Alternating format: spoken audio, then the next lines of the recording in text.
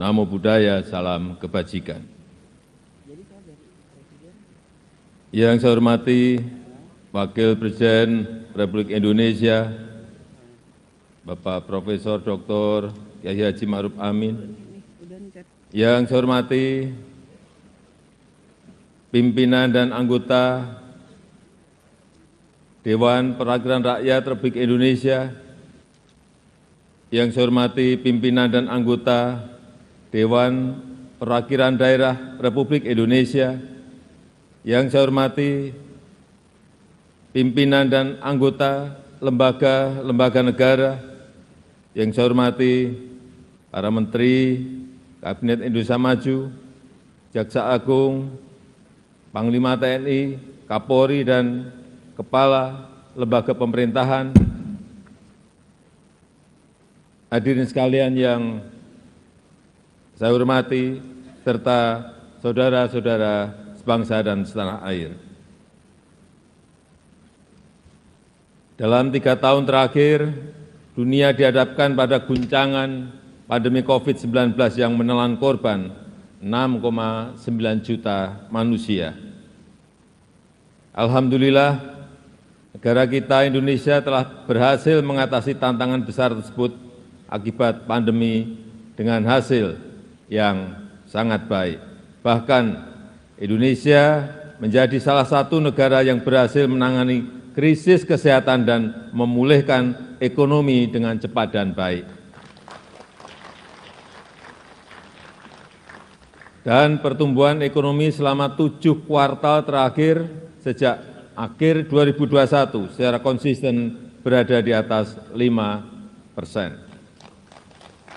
Tingkat pengangguran berhasil diturunkan dari 6,26% pada Februari 2021 menjadi 5,45% pada Februari 2023. Sementara tingkat kemiskinan juga terus menurun menjadi 9,36% pada Maret 2023. Begitu juga dengan kemiskinan ekstrim yang turun dari 2,04% pada Maret 2022 menjadi 1,12% pada Maret 2023. Pemulihan ekonomi yang cepat dan kuat telah membawa Indonesia naik kelas, masuk kembali ke dalam kelompok negara berpendapatan menengah atas di tahun 2022. Pemulihan ekonomi Indonesia terus berlanjut. Semester 1 2023 ekonomi nasional tumbuh 5,1%. Inflasi Indonesia juga semakin terkendali dan mencapai 3,1% sampai dengan Juli 2023. Kebijakan fiskal Indonesia termasuk salah satu yang paling efektif dalam menangani pandemi dan menjaga pertumbuhan ekonomi. Defisit fiskal Indonesia sudah kembali di bawah 3% PDB, 1 tahun lebih cepat dari rencana awal.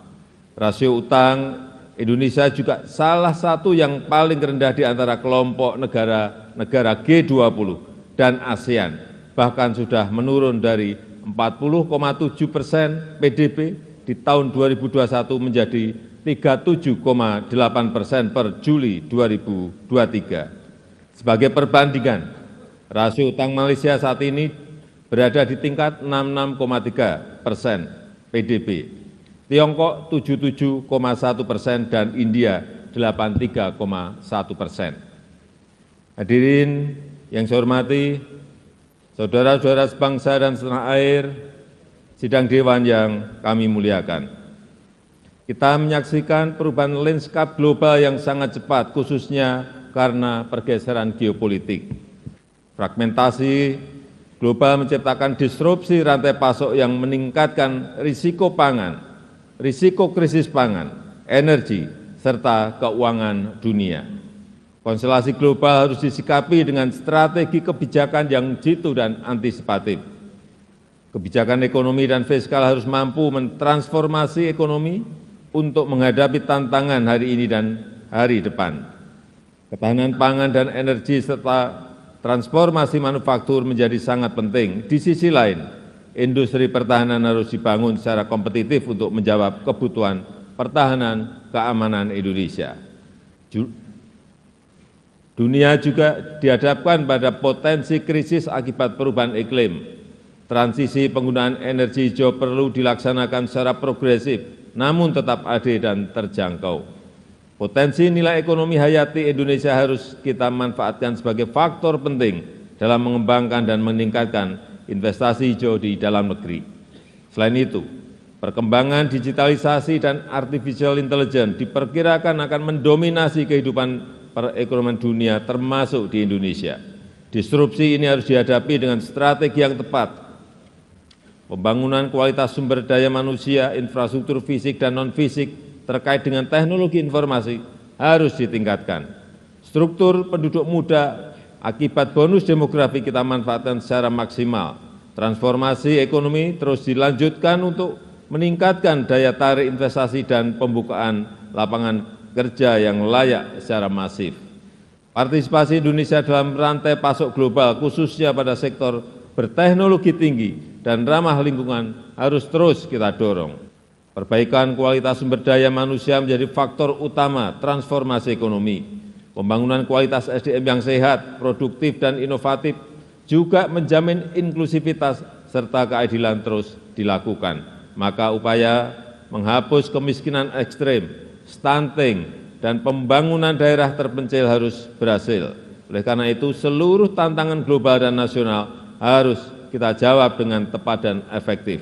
Peran APBN sangat penting dan strategis dalam mendukung, memfasilitasi, serta menentukan arah kebijakan ekonomi, sosial, dan daya saing pertahanan dan keamanan nasional.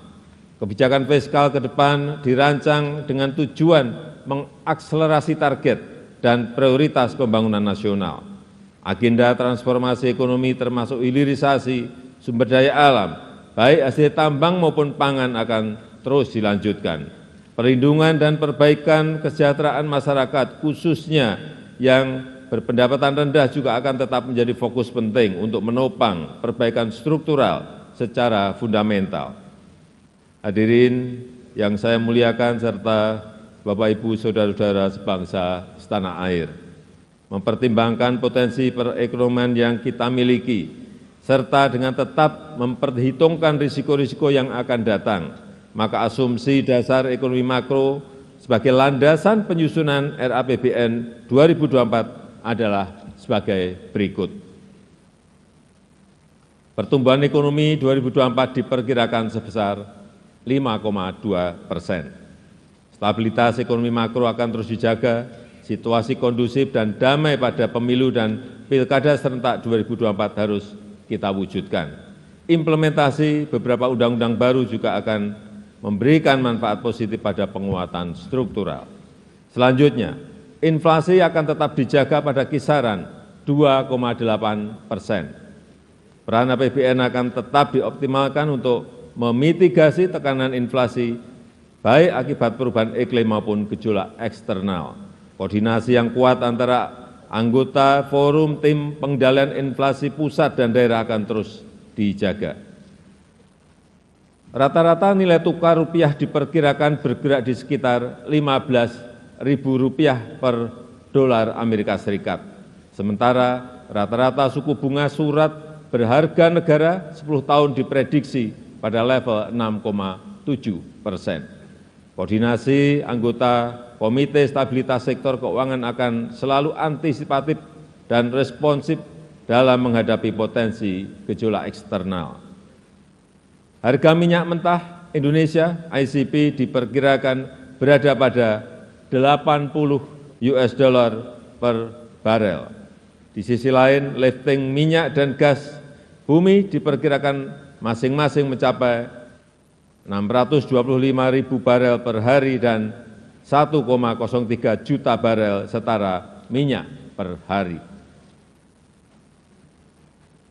Pimpinan dan anggota Dewan yang saya hormati, yang saya muliakan, arsitektur APBN tahun 2024 harus mampu merespon dinamika perekonomian, menjawab tantangan dan mendukung agenda pembangunan dan kesejahteraan secara optimal, mempercepat transformasi ekonomi, menjaga momentum pertumbuhan ekonomi yang berkualitas, inklusif, dan berkelanjutan, melindungi daya beli masyarakat dari guncangan dan menjaga agar postur APBN tetap sehat dan berkelanjutan dalam jangka menengah dan panjang. APBN tahun 2024 didesain untuk menjawab tantangan saat ini sekaligus di masa yang akan datang. Maka kebijakan APBN tahun 2024 diarahkan untuk mempercepat transformasi ekonomi yang inklusif dan berkelanjutan. Upaya transformasi ekonomi akan ditempuh melalui dua strategi utama, yaitu strategi jangka pendek dan strategi jangka menengah. Pertama, strategi jangka pendek difokuskan untuk mempercepat penghapusan kemiskinan ekstrim, penurunan prevalensi stunting, pengendalian inflasi, dan peningkatan investasi. Kedua, strategi jangka menengah difokuskan pada 5 agenda sebagai berikut. 1. Mewujudkan sumber daya manusia unggul yang produktif, inovatif, dan berdaya saing melalui peningkatan kualitas pendidikan dan sistem kesehatan, serta reformasi sistem perlindungan sosial termasuk penguatan dan perlindungan pekerja migran Indonesia. 2. Akselerasi pembangunan infrastruktur pendukung transformasi ekonomi khususnya infrastruktur di bidang energi, pangan, konektivitas, serta teknologi informasi dan komunikasi. 3. Pemantapan implementasi reformasi birokrasi dan simplifikasi regulasi. 4. Meningkatkan aktivitas ekonomi yang bernilai tambah tinggi melalui hilirisasi sumber daya alam. Dan kelima, mendorong pengembangan ekonomi hijau. Pimpinan dan anggota Dewan yang saya muliakan, untuk mewujudkan SDM unggul, berintegritas, dan berdaya saing, disiapkan anggaran pendidikan sebesar Rp660,8 triliun atau 20% dari APBN. Tercermin dari alokasi belanja pemerintah pusat sebesar Rp237,3 triliun, transfer ke daerah 346, saya ulangi, transfer ke daerah sebesar Rp346,6 triliun, dan pembiayaan investasi Rp77 triliun. Kita harus mampu memanfaatkan bonus demografi dan siap menghadapi disrupsi teknologi. Tidak boleh kita kendor. Agar sumber daya manusia kita produktif, inovatif, berdaya saing global, berintegritas, berakhlak mulia, dan dengan tetap menjaga jati diri budaya bangsa. Upaya peningkatan kualitas sumber daya manusia Indonesia ditekankan pada peningkatan kompetensi guru dan tenaga kependidikan, pemerataan kualitas pendidikan melalui peningkatan distribusi guru dan sarana prasarana pendidikan, peningkatan kualitas PAUD, peningkatan akses pendidikan di semua jenjang pendidikan, peningkatan kualitas sarana prasarana penunjang kegiatan pendidikan terutama di daerah tertinggal, terluar, dan terdepan, penguatan konektivitas pendidikan vokasi dengan pasar kerja, serta perluasan program beasiswa, pemajuan kebudayaan, penguatan perguruan tinggi, kelas dunia, dan pengembangan riset dan inovasi. Untuk menghadirkan SDM yang sehat dan produktif, anggaran kesehatan direncanakan sebesar Rp186,4 triliun atau 5,6% dari APBN. Anggaran tersebut diarahkan untuk transformasi sistem kesehatan, mendorong berkembangnya industri farmasi yang kuat dan kompetitif, meningkatkan akses dan kualitas layanan primer dan rujukan, menjamin tersedianya fasilitas layanan kesehatan yang andal dari hulu ke hilir, mengefektifkan program JKN, serta mempercepat penurunan prevalensi stunting agar mencapai 14% di tahun 2024. Yang dilakukan melalui perluasan cakupan seluruh kabupaten kota di Indonesia dengan penguatan sinergi berbagai institusi. Untuk mempercepat penurunan kemiskinan dan meningkatkan kesejahteraan serta pembangunan SDM jangka panjang untuk memutus rantai kemiskinan, anggaran perlindungan sosial dialokasikan sebesar Rp493,5 triliun. Sejalan dengan hal tersebut, reformasi program perlindungan sosial diarahkan pada penyempurnaan perlindungan sosial sepanjang hayat dan adaptif, subsidi tepat sasaran dan berbasis target penerima manfaat, perbaikan basis data penerima antara lain melalui penguatan data registrasi sosial ekonomi, serta percepatan penghapusan kemiskinan ekstrem pada tahun 2024.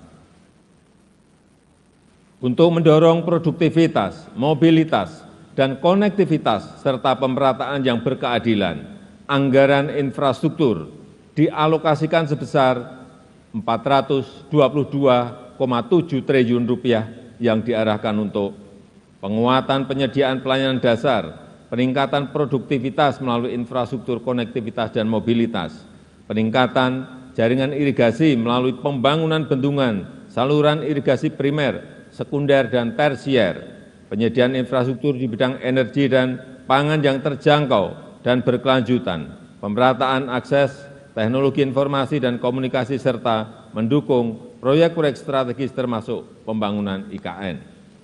Strategi transformasi ekonomi di bidang ketahanan pangan dialokasikan sebesar Rp108,8 triliun yang diprioritaskan untuk peningkatan ketersediaan, akses, dan stabilisasi harga pangan, peningkatan produksi pangan domestik, penguatan kelembagaan petani, dan dukungan pembiayaan serta perlindungan usaha tani, percepatan pembangunan dan rehabilitasi infrastruktur pangan, serta pengembangan kawasan food estate, dan penguatan cadangan pangan nasional.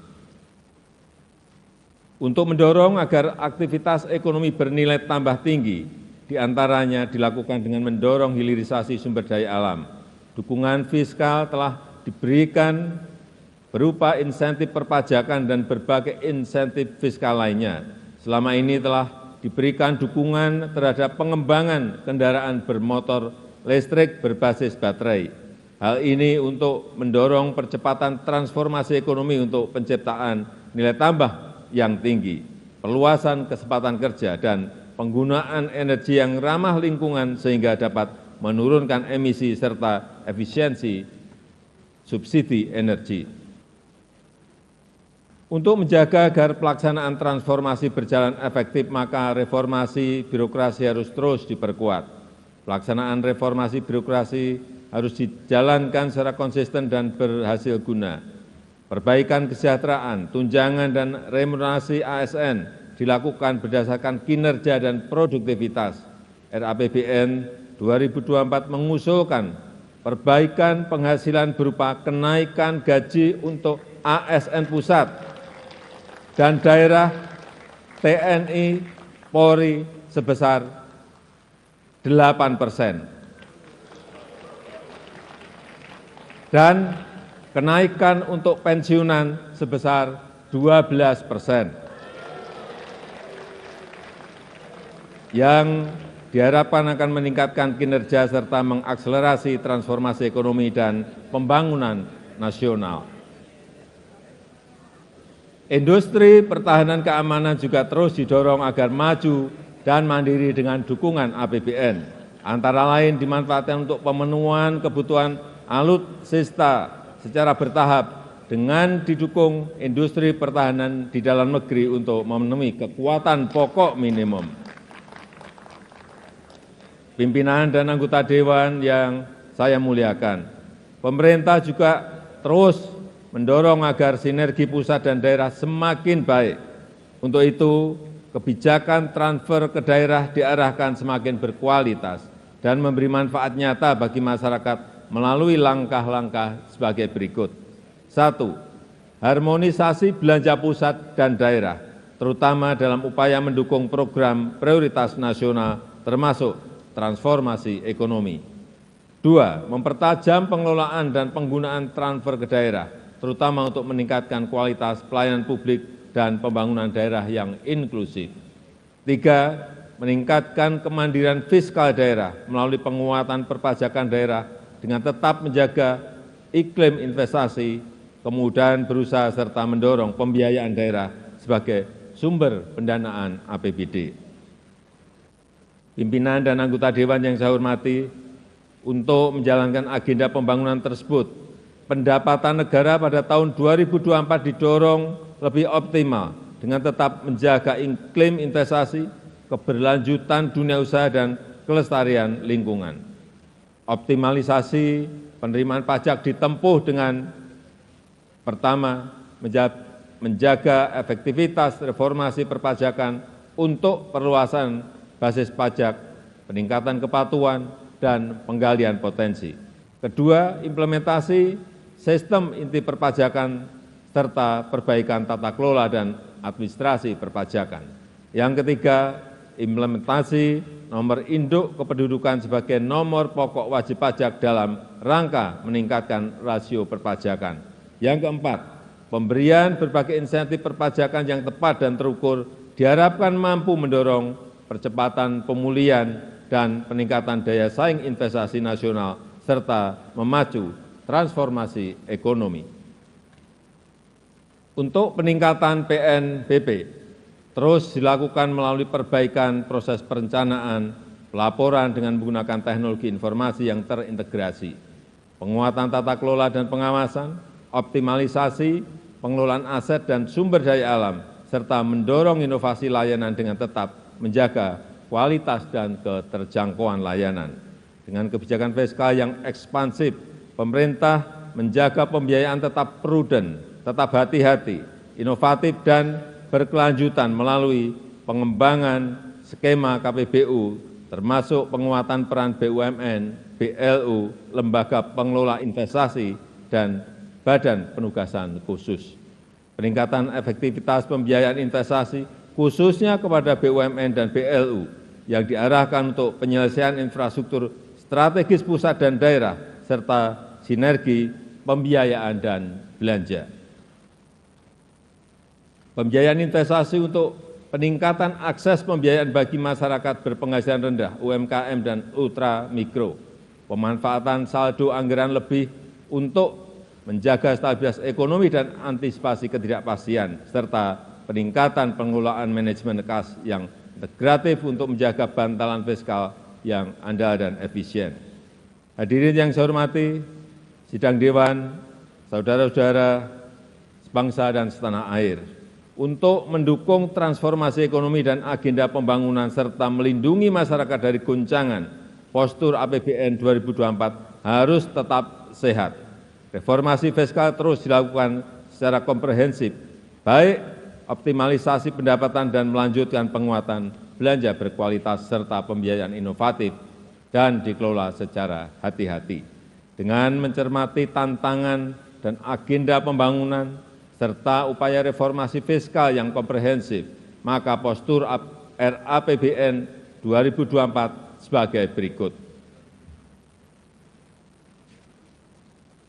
Pendapatan negara direncanakan sebesar 2.781,3 triliun rupiah, yang terdiri dari penerimaan perpajakan 2.307,9 triliun rupiah dan PNBP sebesar 473 triliun rupiah serta hibah sebesar 0,4 triliun rupiah. Belanja negara dialokasikan sebesar 3.304,1 triliun rupiah, yang terdiri dari belanja pemerintah pusat sebesar 2.446,5 triliun rupiah dan transfer ke daerah sebesar 857,6 triliun rupiah. Keseimbangan primer negatif 25,5 triliun rupiah didorong bergerak menuju positif. Defisit anggaran sebesar 2,29% PDB atau sebesar 522,8 triliun rupiah. Dengan pengelolaan fiskal yang kuat, disertai dengan efektivitas dalam mendorong transformasi ekonomi dan perbaikan kesejahteraan rakyat, maka tingkat pengangguran terbuka di tahun 2024 diharapkan dapat ditekan dalam kisaran 5,0% hingga 5,7%. Angka kemiskinan dalam rentang 6,5% hingga 7,5%. Rasio Gini dalam kisaran 0,374 hingga 0,377, serta indeks pembangunan manusia dalam rentang 73,99 hingga 74,02. Selain itu, nilai tukar petani (NTP) dan nilai tukar nelayan (NTN) juga ditingkatkan untuk mencapai kisaran masing-masing 105 sampai dengan 108 dan 107 sampai dengan 110. Hadirin yang saya muliakan, demikianlah keterangan pemerintah atas rancangan undang-undang tentang anggaran pendapatan dan belanja negara tahun anggaran 2024 beserta nota keuangannya. Besar harapan kami, pembahasan RAPBN tahun 2024 dapat dilakukan secara konstruktif demi mewujudkan Indonesia maju berdasarkan Pancasila dan Undang-Undang Dasar 1945. Semoga Tuhan Yang Maha Esa senantiasa memberikan rahmat dan ridho-Nya bagi kita semua dalam melaksanakan tugas dan amanah seluruh rakyat Indonesia. Dirgahayu Republik Indonesia, Dirgahayu Negeri Pancasila, Merdeka! Terima kasih. Wassalamualaikum warahmatullahi wabarakatuh. Om Santi Santi Santi Om.